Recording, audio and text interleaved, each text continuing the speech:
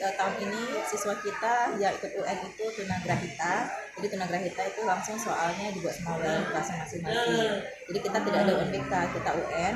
Jadi memang pakai alat tulis, tidak pakai komputer. Penyebab kita tidak menggelar UN untuk tunagrahita ini? Tunagrahita itu memang permasalahannya di kognitif anak-anak. Jadi guru yang membuat soalnya itu kan memang sesuai dengan kemampuan kognitif anak itu tersebut. Makanya kita tidak ada soal dari pusat. Memang seluruh Indonesia tunagrahita itu soal sudah di sekolah. Untuk tingkat uji kelulusan sendiri gimana caranya?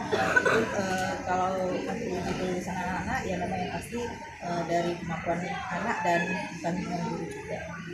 Jadi memang materi yang diajarkan itu memang materi yang memang sudah dipelajari sama anak-anak yang sudah dibina oleh guru.